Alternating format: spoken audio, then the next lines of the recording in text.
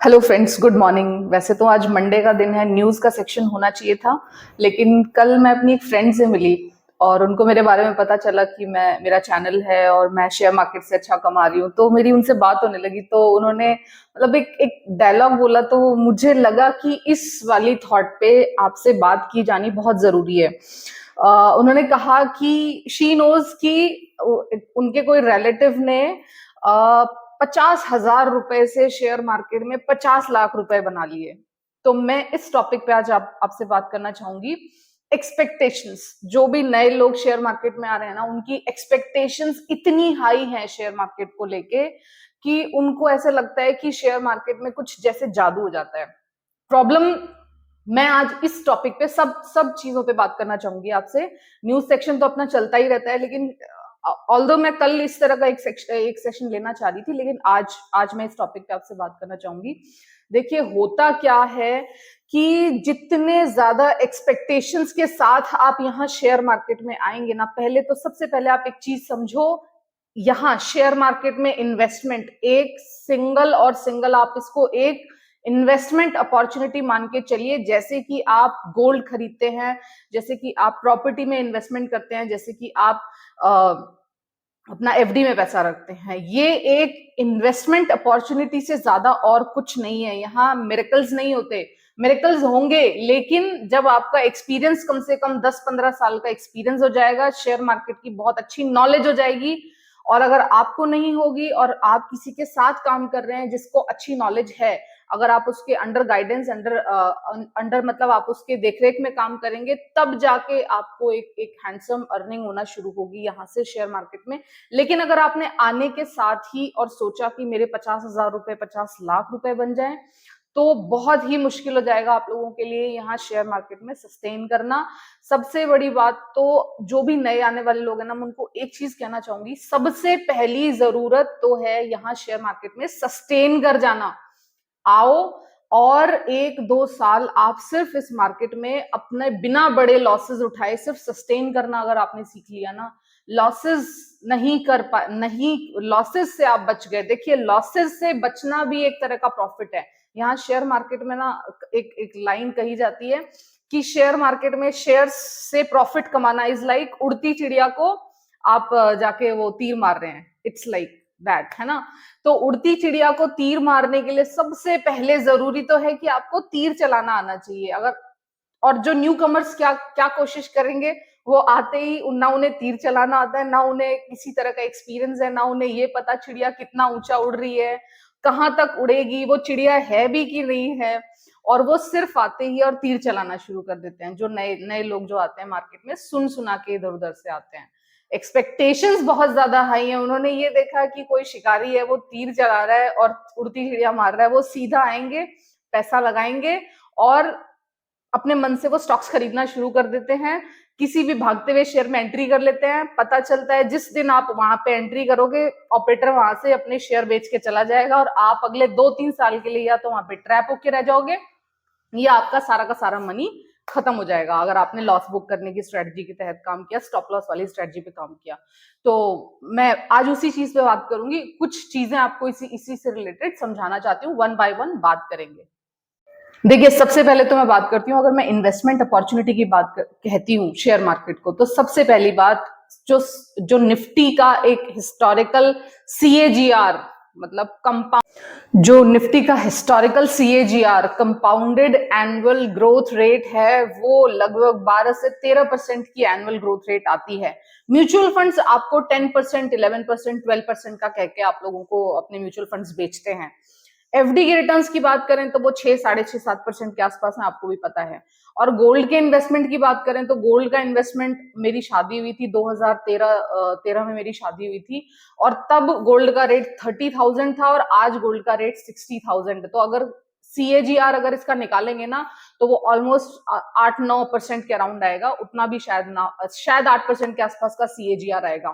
तो आप देख रहे हैं कि कितना ज्यादा फिर भी कंपैरेटिव शेयर मार्केट का इन्वेस्टमेंट आपको एक लेवरेज देता है कि आप 12-13% की ग्रोथ हैंडसमली, अगर आप निफ्टी 50 के स्टॉक्स में भी लगाते हैं, तो वो आपको एनुअली मिल जाएगी। लेकिन ये है हकीकत। और आप क्या सोचते हो कि नहीं, आपको शेयर मार्केट से 100 गुना पैसा कमाना है या शेयर मार्केट से पैसा डबल करना है।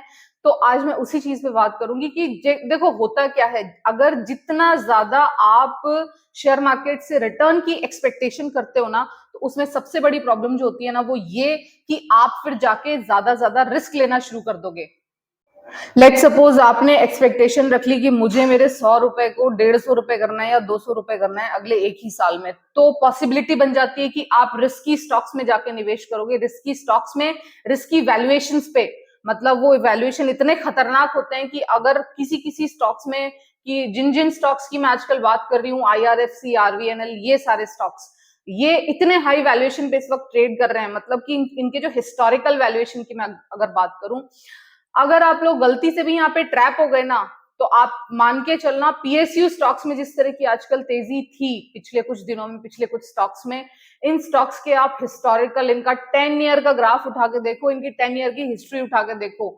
मैं मानती हूँ इस वक्त बहुत अच्छी अच्छी न्यूज शेयर मार्केट में इन शेयर्स के लिए चल रही हैं, और आप लोग मतलब बहुत अच्छा लगता है कि आपको भी कि हाँ भाई पिछले एक महीने में इस शेयर ने पैसा डबल कर दिया। लेकिन होगा क्या ना कि जिस जिस प्राइस पे आप एंट्री करोगे, है ना, या तो आप बहुत ज्यादा एक्सपीरियंस हैं तो आप यहां से कुछ ले जाओगे, और नहीं तो आपने पैसा डबल होने का इंतजार इस तरह के स्टॉक्स में किया, इस तरह की खतरनाक कंपनीज में किया, जो कंपनीज आजकल मतलब आई डोंट नो इनमें क्या चल रहा है और ये क्यों भाग रही है वो मुझे नहीं पता।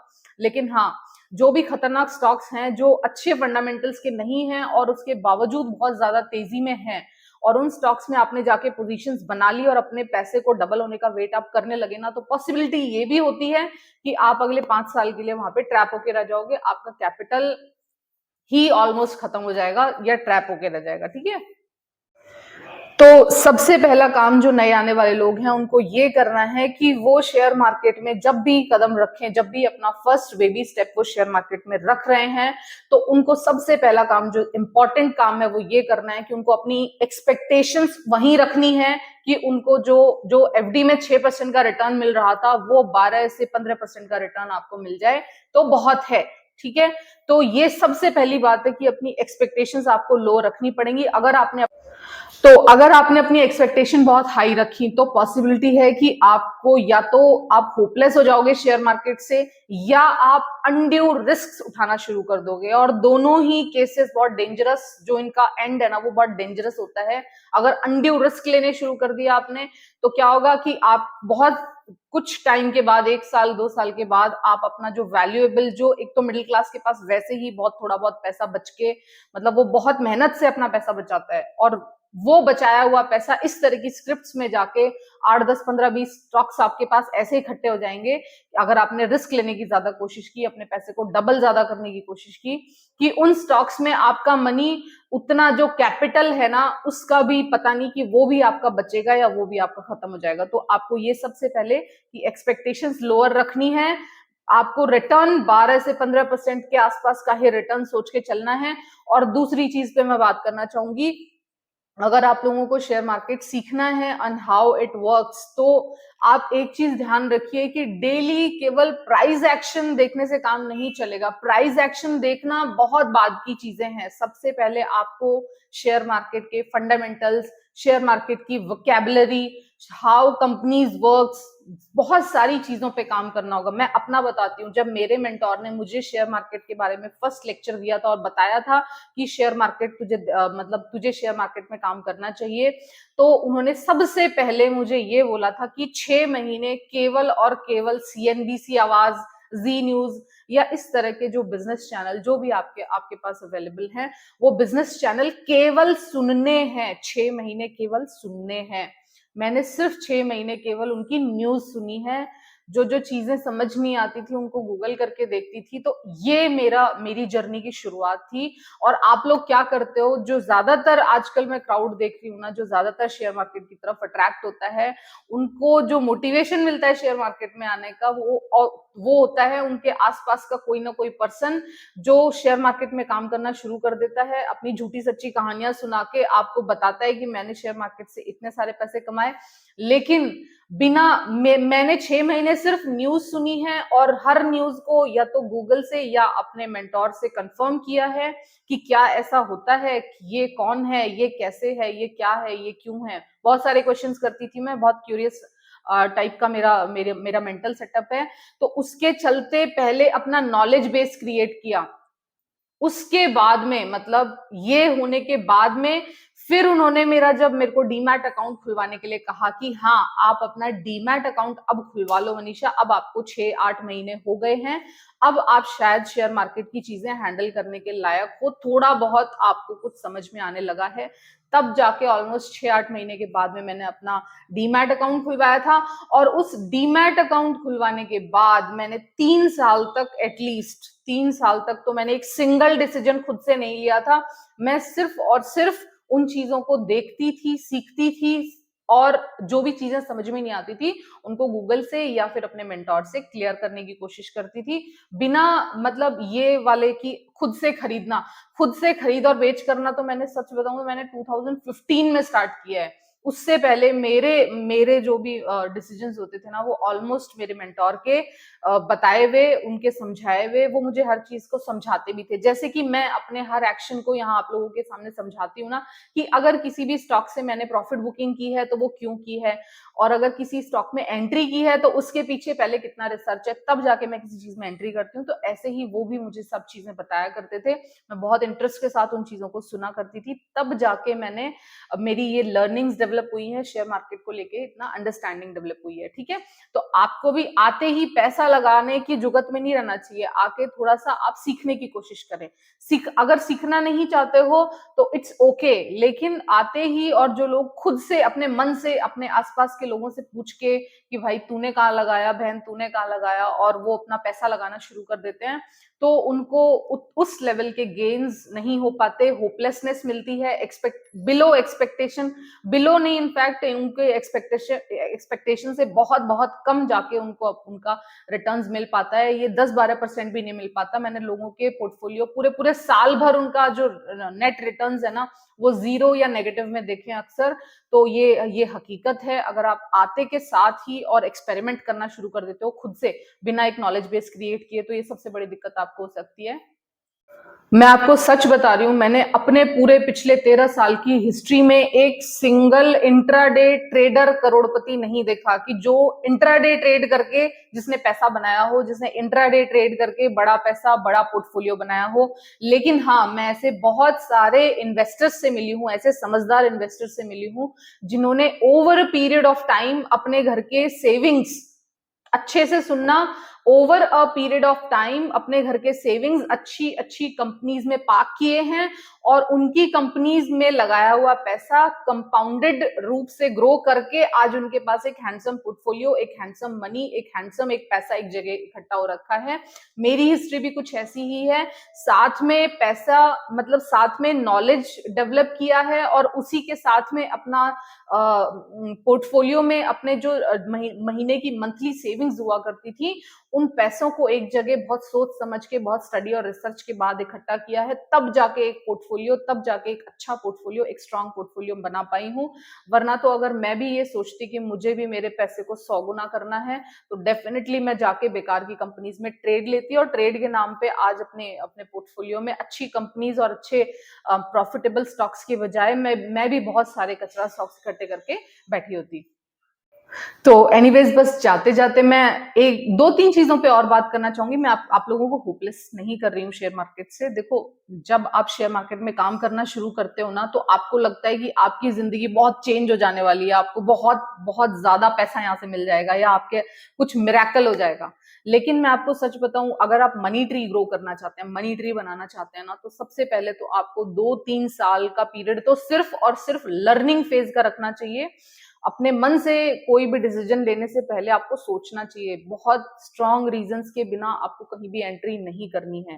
ठीक है, ट्रेड लेना, अगर आप ट्रेड लेना भी चाहते हैं, मैं आज अपनी ही बात बता दूं, मैं एक सिंगल ट्रेड लेने से पहले, एक बाय और सेल बटन प्रेस करने से पहले मेरा कम से कम 15 दिन का थॉट प्रोसेस चलता है। उसके बाद जाके मैं किसी भी कंपनी में बाय और सेल का बटन प्रेस करती हूँ। मुझे नहीं पता आप लोग क्यों और किस तरह से, जो भी नए आने वाले लोग हैं खास करके, वो कोई भी न्यूज सुन के तुरंत किसी कंपनी को बाय और सेल सेल किस तरह से कर लिया करते हैं, मुझे समझ में नहीं आती वो सारी चीज। और जो लोग खास करके मंडे को बैठते हैं कि आज कुछ नया ट्रेड मिले, आज कुछ नया ट्रेड करें, आज कुछ नया खरीदें, आज कुछ नया एक्सपेरिमेंट करें, उन लोगों का क्या मेंटल सेटअप होता है। और इन बैक टू बैक वो अपने अपने पोर्टफोलियो में इस तरह की कंपनीज भी इकट्ठी कर लिया करते हैं, मैंने ये भी देखा है।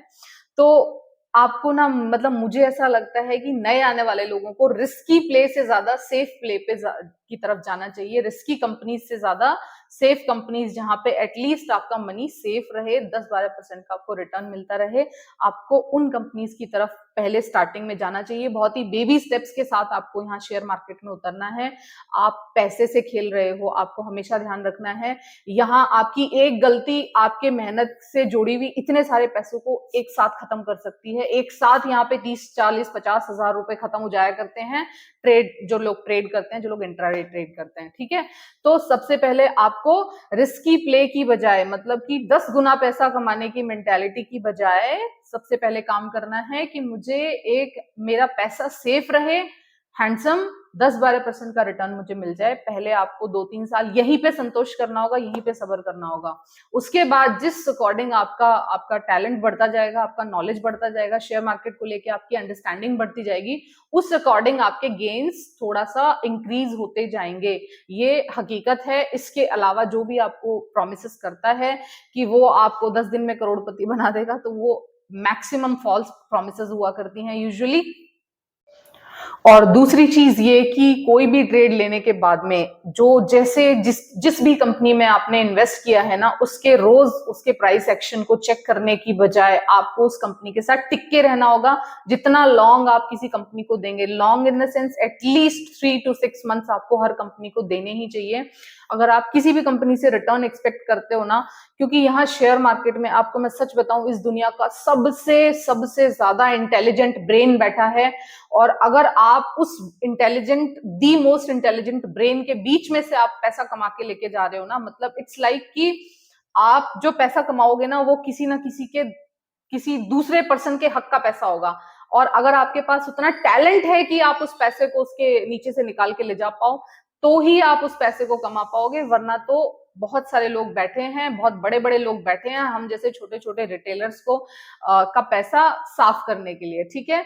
तो आपको क्या करना है कि कुछ टाइम रुकना है। मैंने यूजुअली देखा है, मैंने अच्छी से अच्छी कंपनी से प्रॉफिट्स निकाले हैं, बट उस अच्छी और बुरी दोनों तरह की कंपनी से प्रॉफिट्स निकाले हैं।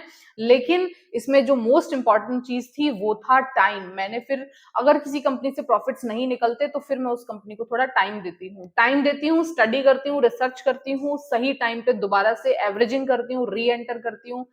गलतियां होती हैं, उनसे सीखती हूँ, गलतियों को सीखने के बाद एक प्रॉपर मेंटेन करती हूँ कि हाँ आगे ये गलतियां दोहरानी नहीं है, ठीक है। तो इस तरह से चीजें आगे चलती हैं, इस तरह से मनी ट्री ग्रो करता है, ठीक है। अगर आप बार बार, मैंने देखा अक्सर लोग ट्रेडिंग में बार बार स्टॉप लॉस खाने के बाद में अपना पैसा खत्म करते चले जाते हैं। अर्ज इतनी ज्यादा होती है कि आपको लगता है कि कोई बात नहीं, इस ट्रेड पे खत्म कर दिया तो अगले ट्रेड पे कमा लूंगा, इस पे खत्म हो गया तो 4 ट्रेड पे और कमा लूंगा। लेकिन ये सिर्फ और सिर्फ मिथ्या है, सिर्फ और सिर्फ एक झूठ है। अगर आप कोशिश करोगे इंट्राडे ट्रेड में फंसने की या फिर अपने मन से बिना एक्सपीरियंस वाले ट्रेड करने की ना, तो पॉसिबिलिटी होती है कि आप अपना मनी लूज कर दोगे, ठीक है। तो बस आज का जिस तरह का आजकल मार्केट चल रहा है, और आई नो मतलब बहुत सारे लोग परेशान होंगे कि उनको कुछ मिल क्यों नहीं पा रहा, वो क्या करें वो क्या ना करें। तो जब भी मार्केट नेगेटिव हो तो अच्छी कंपनीज में पैसा लगाना है। कंपनीज के नाम में अक्सर आप लोगों को यहाँ बता दिया करती हूँ, ठीक है। कंपनीज और जो भी वो मतलब कंपनी सेफ है, कैसी नहीं है, ठीक है, वो सारी चीजें मैं आपको बता दिया करती हूँ। मेरे वीडियोस के टच में रहिए, अच्छा लगे तो लाइक कर दिया करो। आप लाइक करते हो, मुझे थोड़ा सा मोटिवेशन मिलता है, मैं और अच्छा कंटेंट बनाने की कोशिश करती हूँ। और हाँ बस इतना ही कहूंगी, ठीक है। इंट्राडे ट्रेड, इस वक्त जो भी इंट्राडे ट्रेड करने की कोशिश करेगा, एफएनओ करने की कोशिश करेगा, वो शेयर मार्केट से हमेशा के लिए साफ हो सकता है। क्योंकि इस वक्त जो ये मार्केट में इस तरह की जो अनसर्टेनिटी होती है ना, ये हाईएस्ट जो सबसे ज्यादा वल्नरेबल पोजीशन पे खड़ा होता है ना, वो एक रिटेलर खड़ा होता है। क्योंकि उसको सबसे ज्यादा मचती है कि मैं आज सारा पैसा कमा लूं। लेकिन जब तक मार्केट कंडीशन सर्टेन नहीं हो जाती, हाँ, अगर आप किसी कंपनी के बारे में पॉजिटिव हैं, बुलिश हैं, किसी कंपनी पे रिसर्च कर रखा है, जाके उस कंपनी के स्टेक ले लीजिए और चुपचाप बैठ जाइए। फिर आप यूं मत सोचिए कि वो 2 दिन बाद में वो शेयर बढ़ा क्यों नहीं, उसको टाइम दीजिए। एटलीस्ट 3 महीने 6 महीने का टाइम आपको अपनी हर एंट्री, अपनी हर स्क्रिप्ट में देना ही है। ठीक है, बस यही कहूंगी। Thank you so much for listening. Have a good day, good night, take care, tata, bye bye.